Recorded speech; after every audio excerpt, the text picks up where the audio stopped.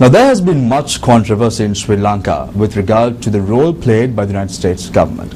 To talk all this and more, we have with us the U.S. Ambassador for Sri Lanka and Maldives, Ms. Patricia Buttigieg. So, very good evening and welcome to our special discussion here. Thank you for the invitation. Now, ma'am, in 2010, I interviewed you and you told me, just before the presidential elections, that when asked a question with regard to reconciliation and accountability, you told me that the Sri Lankan government has to do more, and that you are looking forward to work with the government that would be appointed subsequent to the 2020 presidential elections.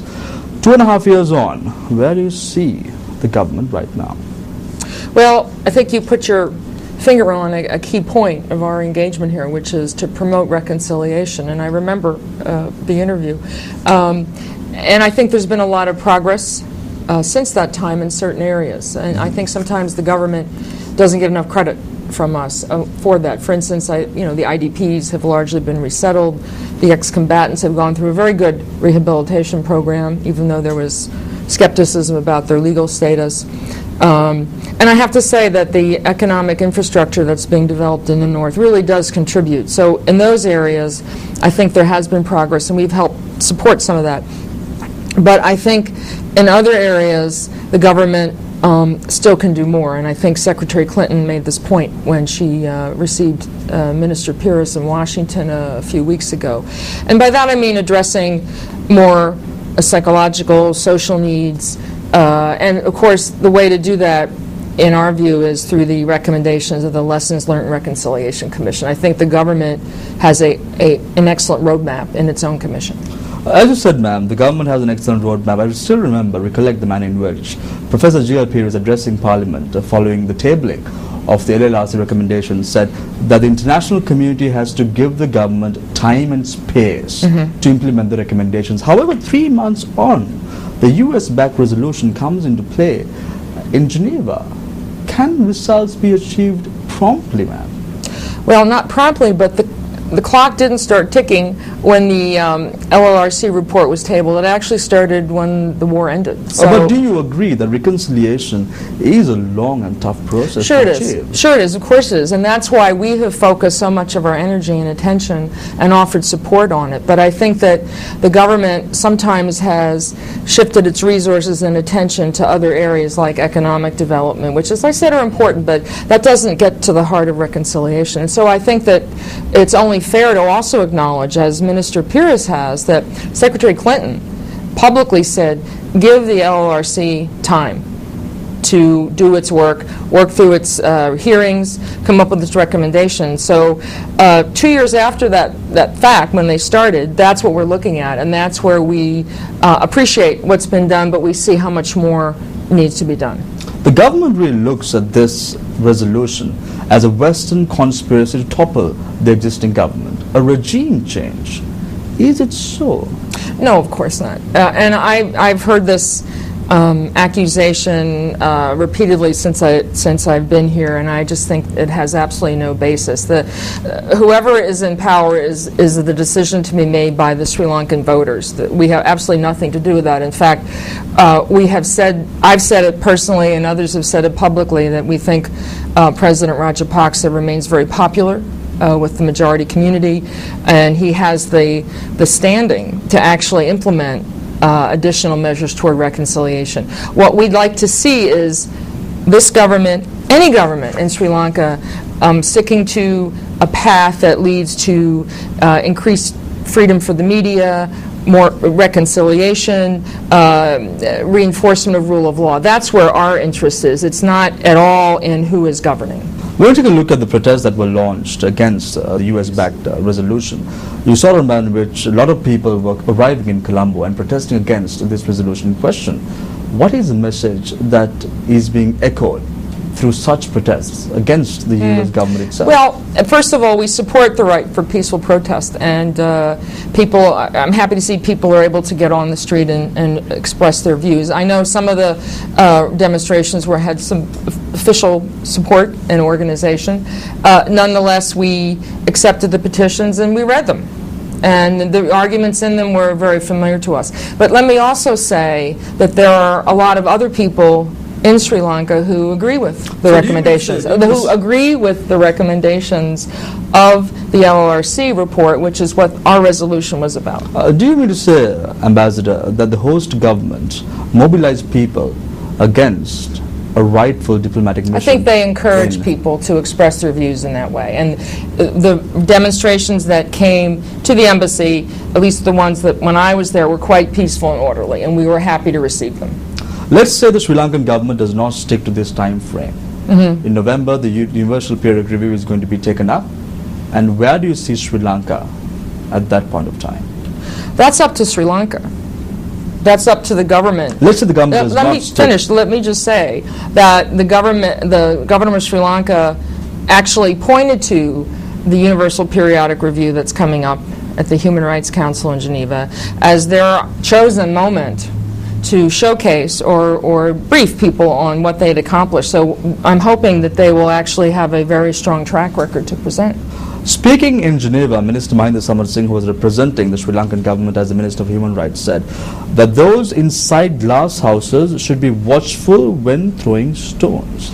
Was this directed at the U.S. government? You'll have to ask the minister.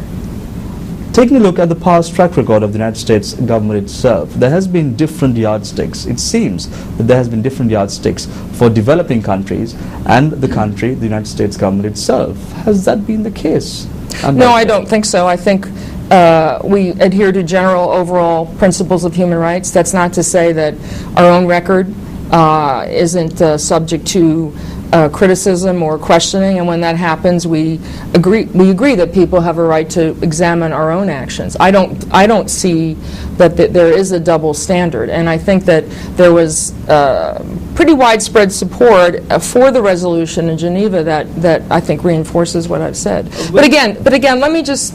I think the focus should be on what the government of Sri Lanka will do, because I think we have been very clear in our expectations of what we'd like to see the government continue to work on and initiate in areas where it's not perhaps addressing it. And I think other members of the international community also feel that way. So the focus will be on what the government of Sri Lanka will be able to talk about. Ambassador, when you look at events, how it has unfolded in Sri Lanka following the end of the conflict, events that have unfolded in Iraq, events that have unfolded in Afghanistan, events that have unfolded in Lebanon as well, I want to know, how are things unfolding and why is Sri Lanka in the spotlight at this particular moment in the eyes of the United States government? I wouldn't say Sri Lanka is in the spotlight. I know it looks like that from here perhaps, but we pay attention to events in Sri Lanka because Sri Lanka is a democracy.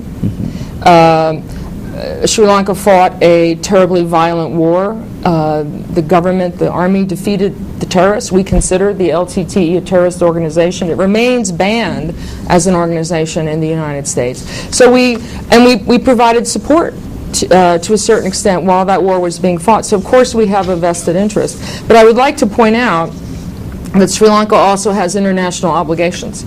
It signed various treaties, upheld certain principles, and so that's really the context. It's not at all, I would say, a unilateral focus on Sri Lanka. Let's drag the attention completely to a different dimension now. Professor Pieris met with the U.S. Secretary of State Hillary Clinton in Washington, D.C. I want to know what was the outcome of this particular meeting in question. I can't talk about diplomatic conversations, but the Secretary before the meeting talked to the press and talked about her focus on the LRC recommendations and looking forward to hearing about what the government had in mind to implement them. She mentioned some other issues that she wanted to talk about, among them accountability for alleged human rights violations. I think the point here, though, is that this was meant to be a very positive meeting. The Secretary invited Minister Pieris and asked him to come and brief her and other members of her staff on what the government's vision was and what its intent was and what its progress was. So I think we were very happy with the meeting. That's not to say, though, that all the expectations were met. Our focus and our concerns remain very much on the implementation of the LLRC report recommendations, which is the government's own commission. These are recommendations that the citizens of Sri Lanka told the government's commission mattered to them. Ambassador, you said expectations were not met. What do you mean by that? Well, the Secretary was briefed on the government's way forward to get to an action plan, okay, that the minister and his colleagues briefed about the steps the government was taking to produce an action plan to implement the LLRC. And that was a very thorough briefing, but the action plan itself remains to be produced, and that's something we would look forward to seeing. The other element of this is the issue of accountability, which has remained a concern, and the LLRC report, as we've said before, in our view, doesn't adequately address the whole range of concerns. And we look to the government, as we have in the past, to develop a mechanism that would address those accusations. You said that an action plan was discussed. Does that mean that an action plan was submitted by Professor G.L. Peiris to the U.S. Secretary of State Hillary Clinton? There was no secret plan. I think that there's this misconception in the press and among society at large that there was some sort of secret action plan, and there was none. What the minister briefed on was what the government is doing, soliciting input from various members of the ruling coalition about which recommendations should be implemented or not. Then they're going to organize, they're going to analyze the submissions, and then the president, I assume, in consultation will decide which recommendations will be accepted, which ones be implemented first, and then come out with which government body will be responsible. And I understand the presidential secretary, Lalith Wiratunga, has been appointed to oversee the actual implementation. So that was the briefing.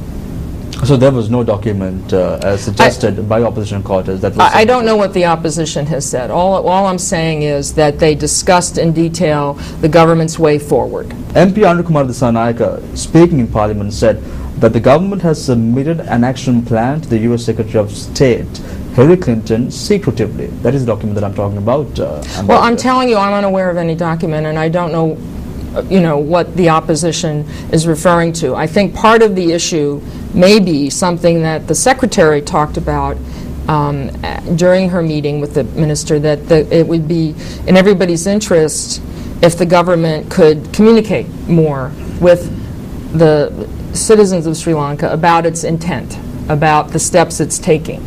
That we benefited from a very good briefing, and the Secretary encouraged the minister and the government to share that kind of information on a routine basis with the people of Sri Lanka. What is the way forward for Sri Lanka? All this and more after this short commercial break. Stay connected, stay with News First.